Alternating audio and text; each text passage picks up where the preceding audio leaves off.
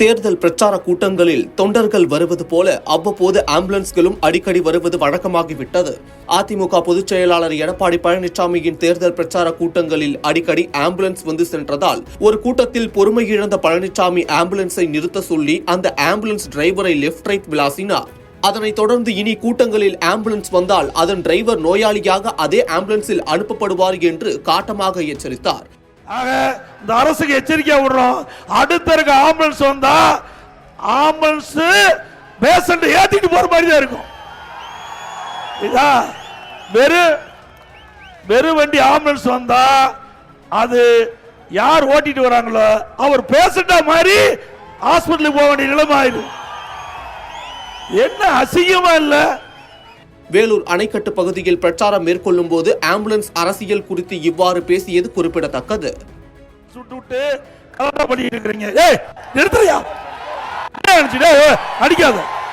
ஒவ்வொரு முறையும் ஆளாத ஆம்புலன்ஸ் இயக்கிட்டு தப்பி கம்முன்று போங்க. நம்பரை குறிச்சு வச்சுங்க, நம்பர் குறிச்சுக்கீங்க, நம்பரை குறிச்சு போலீஸ் ஸ்டேஷன் கம்ப்ளைண்ட் கொடுங்க. தம்பி எதுவும் பண்ணாதீங்க, வேணும்னு கூட்டத்துக்குள்ள கலாட்டா பண்ணிட்டு இருக்கிறீங்க. போங்க, போ. ஒவ்வொரு முறையும் நான் பொதுக்கூட்டம் போடும்போது ஆம்புலன்ஸ் விடுறது கேவலமா இல்ல அரசாங்கம். மேலும் எடப்பாடி பழனிசாமியை கண்டித்து சென்னை மாவட்ட ஆட்சியர் அலுவலகம் அருகே தமிழ்நாடு 108 அவசர ஊர்தி தொழிலாளர் முன்னேற்ற சங்கத்தினர் ஆம்புலன்ஸ் ஊழியர்கள் ஆர்ப்பாட்டத்தில் ஈடுபட்டதால் சற்று பரபரப்பு ஏற்பட்டது. இப்படியான சூழலில்தான் கடந்த சனிக்கிழமை நடந்த விஜயின் திருச்சி பிரச்சாரத்திலும் ஆயிரக்கணக்கான மக்கள் கூட்டத்திற்கு மத்தியில் ஆம்புலன்ஸ் வந்தது.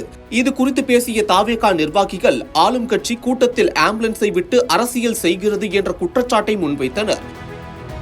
மேலும் இன்று நாகை மாவட்ட விஜய் பிரச்சாரத்திலும் ஆம்புலன்ஸ் வந்தது கவனம் பெற்றது. ஆனால் அதையும் பொருட்படுத்தாமல் உடனே ஆம்புலன்ஸ் செல்ல வழிவிட்டனர். அதேபோல் விஜயின் திருவாரூர் மாவட்ட பிரச்சாரத்திலும் ஆம்புலன்ஸ் வருமா என்று எதிர்பார்க்கும் அளவிற்கு ஆம்புலன்ஸ் அரசியல் பேசும் பொருளாகிவிட்டது என்பதே உண்மை.